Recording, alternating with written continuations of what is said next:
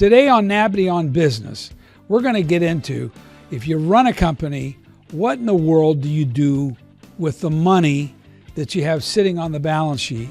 Or what do you do with the money when you sell the company and you're looking for other things?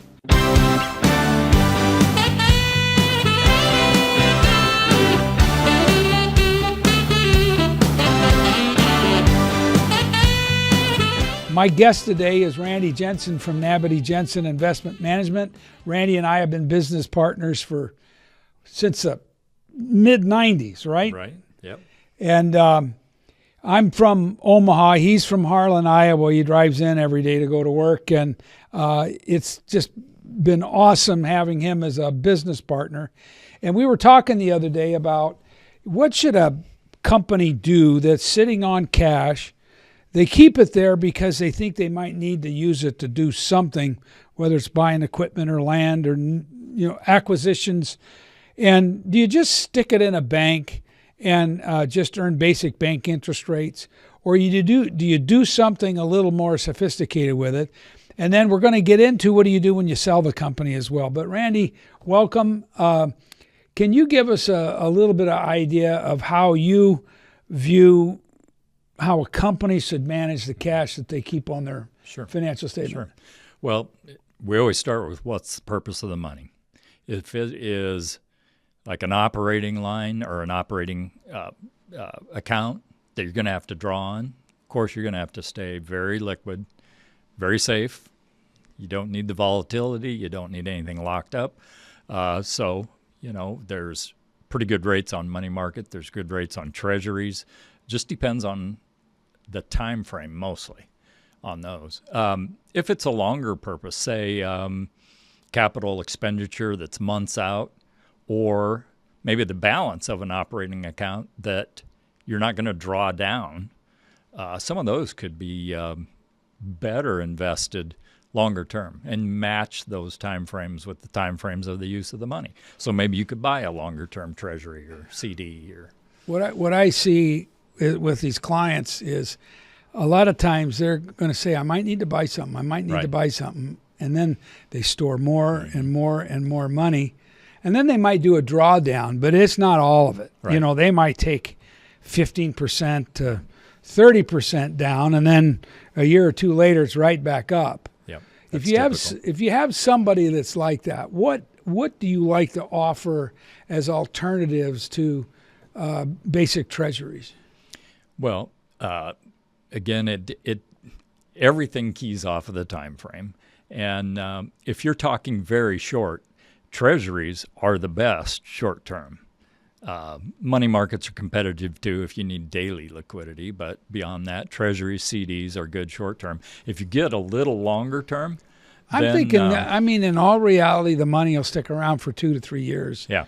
Maybe 4. Okay. So if you get out in the 3 or 4 year, something like an agency bond, government agency bond, or mortgage-backed agencies where you can get an extra percent and a quarter for being willing to step 1 half notch down in security and maybe 2, 3, 4 years longer in maturity. And you're buying individual bonds, right? You're not buying mutual funds or anything like that. Right. So in the worst case scenario, you just hold them to maturity and you get your money back. Ideally, you hold them to maturity. And if we have enough time, we like to set up a bond ladder where you're buying maturities that are maybe 1 year apart or 6 months apart, or line it up with the need for the money. If you know when you're going to make that expenditure, line up the maturity of the bond with that. If you do a bond ladder versus just doing no-brainers in the money markets or treasuries, how much extra yield will you get? Well, that varies. Right now the short-term rates are higher than the short intermediate. So you really? Yes. So you in treasuries, the treasury yield curve starts higher, drops down a little, and then climbs. That's not typical. That won't always be that way. So it depends on when you ask the question. We had a raising interest rate environment over the last 3 years. Right. Is it because interest rates are dropping? Yeah, I think it's because there's an anticipation of rate cuts. So when you get out year and a half, 2 years, 3 years, the mindset is that rates are going to be lower then. So those maturities reflect that. The short-term maturities reflect what the Fed's doing right now, which is holding the line on rates higher. Now, I know Trump's been trying to body slam the Fed chair to no success. Did you see him undress him on his building that had all these cost overruns? I read the Wall Street Journal article. I did not see a video. He had the guy on camera, and he was pointing out, do you see this? You got an overrun here, you got an overrun there, and the Fed chair's looking at the paper going, you know. I saw that picture. Yeah, it's like on the front page of the Journal. But hopefully, I mean, I don't know why a Fed chair would keep interest rates up higher than what he could do given the data that's out there right now. I mean, the amount of money he'd save the public on debt would be... Maybe. He only controls the shortest end, the very shortest end. Okay. Last fall, when rates were being cut by the Fed, what happened to the longer maturities? They went up. So this whole argument that you're costing the taxpayers money if you hold the rates higher, he's only holding overnight rates higher. If the bond market doesn't like the idea of cutting short-term rates because inflation could reignite, they will price the long end yield higher in reaction to a rate cut. And the result of that is what? More expensive borrowing for the federal government. Oh, geez. Okay. If the auctions, if the Treasury auctions don't go well, that forces the yield up. Well, I was expecting him to do a Hulk Hogan maneuver on the Fed chair when they had him there in that had him corralled inside of a building that has cost overruns. I thought when I heard that he was going to visit the construction, I thought, I'll bet Powell's going to be out of town or have something else to do. But then I see the picture of them together with their hard hats on. Yeah, I think the paper was shaking. So let me ask you this. Tax freeze. I hear you talk about doing tax-free bonds for a corporation. Yeah. When do you do tax-free bonds? Well, you just have to do the math. The municipal yield curve, which is what you're talking about, tax-free municipals. So if you're a Nebraska corporation, you would try to invest in Nebraska municipals so you get state and federal. So you do the math and compare the tax equivalent on those double tax-frees. So you gross them up by the 5.2 state and the 21 federal and see if it comes out better than taxables. Right now, it doesn't. Is that right? Well, we went from 35% corporate tax rate to 21. Oh, for sure. So for corporations that are competing with individuals that are at 37, corporations are at 21. If they're trying to buy the same municipal, it's a lot more attractive to the individuals than the corporations. Okay. So not that that'll always be that way, but for now, munis aren't that much more attractive when you're in the 21% bracket. Now, if you're an S-corp, though, or an LLC, reporting it on your own return. Right. Then you've got a reason to look at it. Yep. Right? Yeah. So if you're a C-corp, right. Yeah. So if you're an S-corp or an LLC, you're going to look hard at it. Yeah. I mean, putting together a municipal bond ladder, I mean, that could save you some real cash flow because you're going to have to write the checks to the federal government. Yeah. But you just have to look at them on a taxable equivalent basis. Put the tax advantage back in there and compare it to the Treasury or the agency or the corporate. What a year ago you would say, I think you would have said that the tax frees have a smidge higher advantage for an S-corp or an LLC. Is it that way today? Not that you have to go. So municipals do better comparatively to taxables the longer end of the maturity. When you get out to 10 years plus, double tax-free municipals will be taxables. Under 10 years, probably not. But there, if you're building a ladder of bonds, if you have a bunch of taxable bonds, on the backside of the ladder, you could put munis You could in there Put munis in there and probably be ahead. for the long one. So the big question is what would be the demands for cash, and how quick are they going to need to burn the money on something? If it's corporate money, good chance they're not going to want to tie it up beyond 10 years. Now, that doesn't mean you can't invest in 10 or 15-year bonds and sell them at some point. You can, but the risk there is interest rates. If rates have increased in the time you've held them, your bond's not going to be worth as much. Yeah, you're going to take a loss. Okay, so we need to talk about ESOPs, and I want to talk about ESOPs in a minute, but let's say you have a shareholder that's selling their stock, and they're going to get a lump sum check from the sale of the business. And, I guess there's a bunch of different ways you can go. One is somebody that's retiring and they're not going to do any more ventures. Another one could take the money, maybe set some aside for retirement and leave some around for ventures. How do you go about helping a business owner that liquidates a company process what they should do with the money? I suppose it has a lot to do with age too, right? I mean, if you're 70 when you do it, you're going to do one thing. If you're 45 or 50, it's something else. Different. What are your thoughts on that? And this is not selling to an ESOP. You're selling to just a... Yeah, we'll talk about an ESOP in a minute. So, the universe is wide open.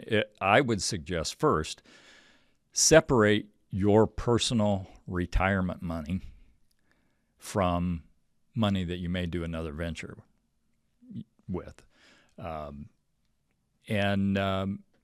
For the personal money, again, you go back to time frame. When, if ever, are you going to draw on that money? If that is,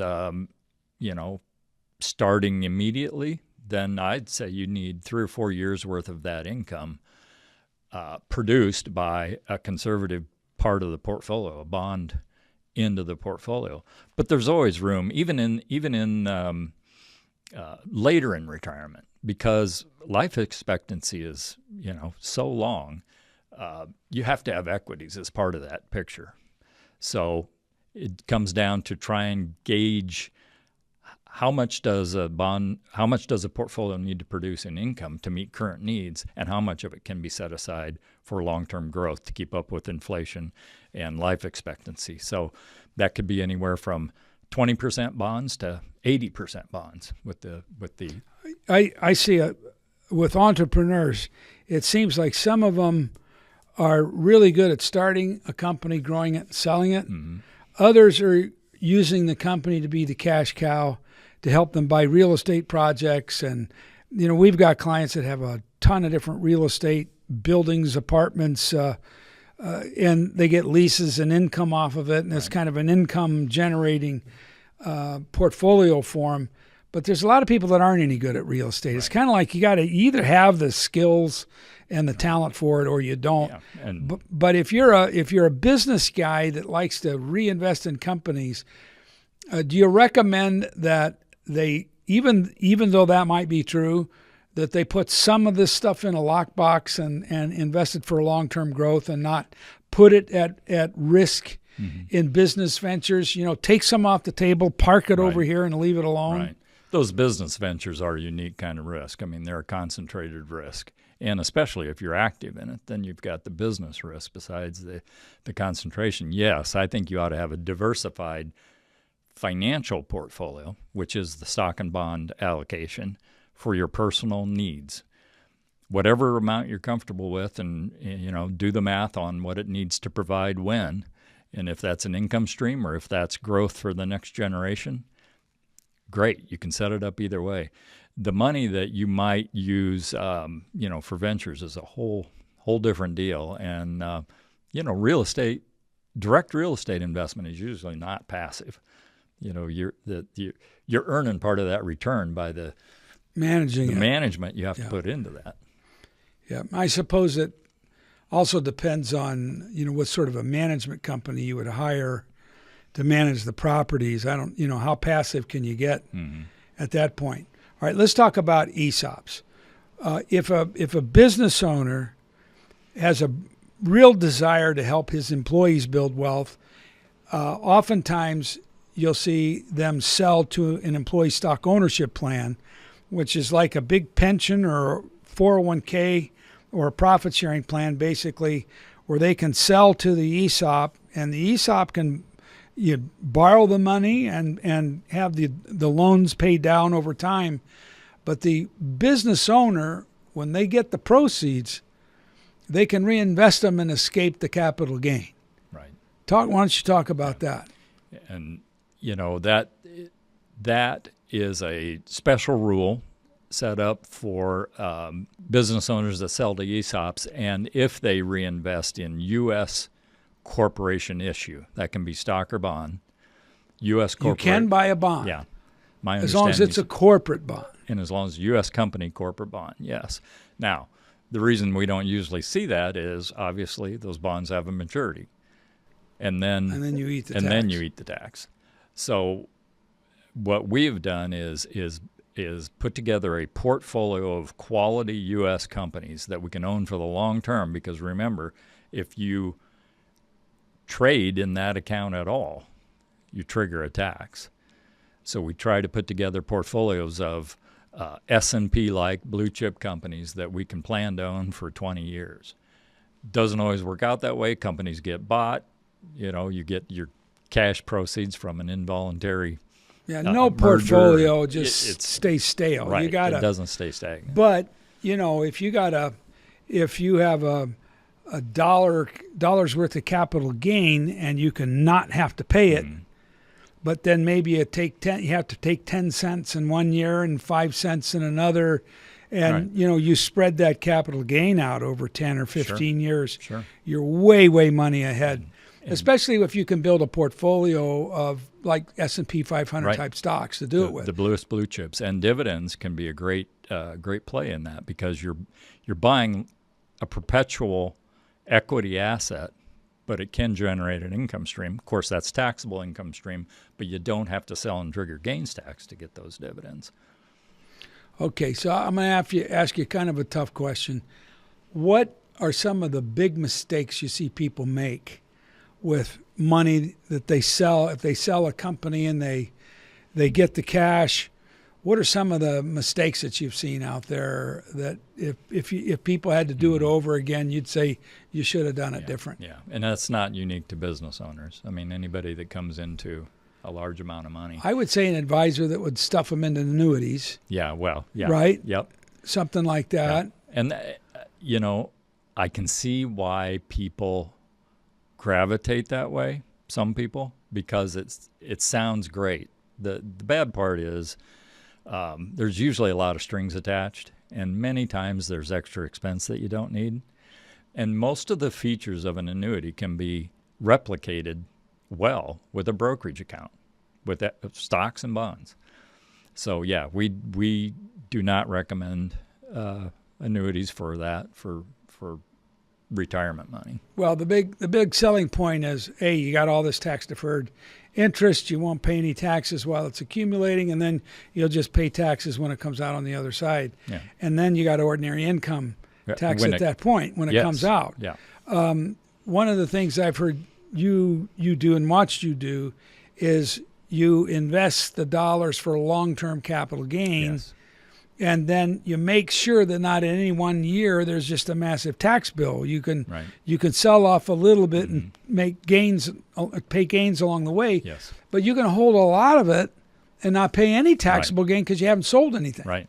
If you invest in a portfolio of individual stocks rather than a pooled product like a mutual fund or even an ETF, and I love ETFs, but they're a pooled product.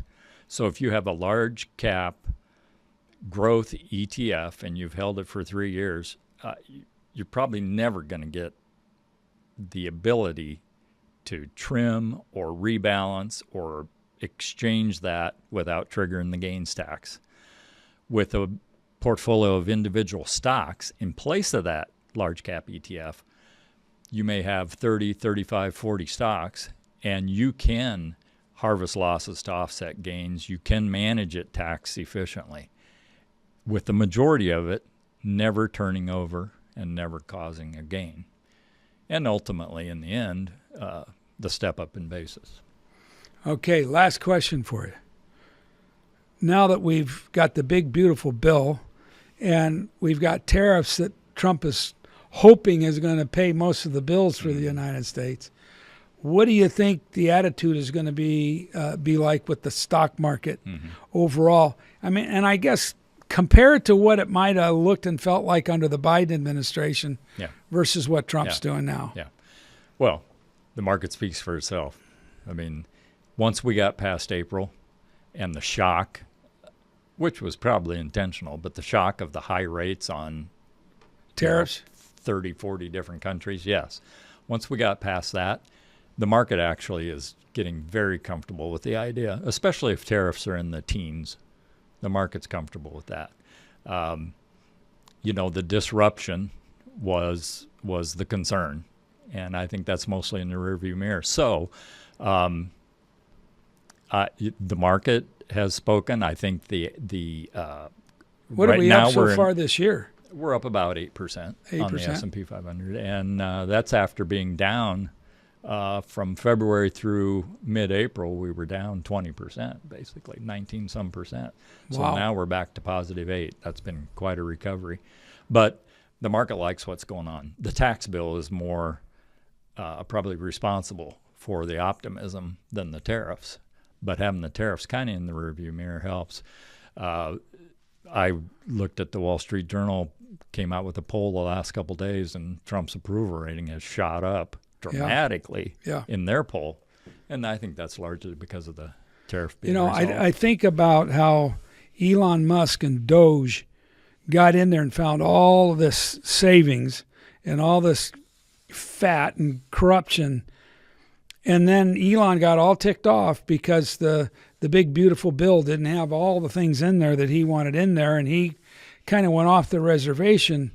And now that the bill's passed, it looks to me like they're going to start doing the changes that Elon wanted. Some of the rescissions. Yeah, and it was like you got to do the first things first before you get onto it. But I think we're going to see massive restructuring of the way government has functioned. Yeah. And that should help us pay down the debt. If it becomes a reality and you can get through the political process to make that happen, absolutely. Positive for the bond market and the stock market. The bill itself, definitely positive for the stock market, mainly because of certainty on taxes. The bond market, not as much. I mean, it is still, the deficit and the debt level is still concerned to the bond market.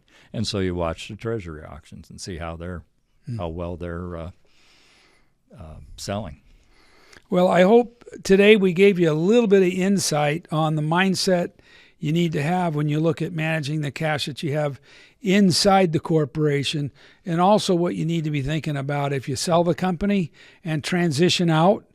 If you need to have a conversation with Randy Jensen, what's the number for them to call you? The number's 402-391-1021.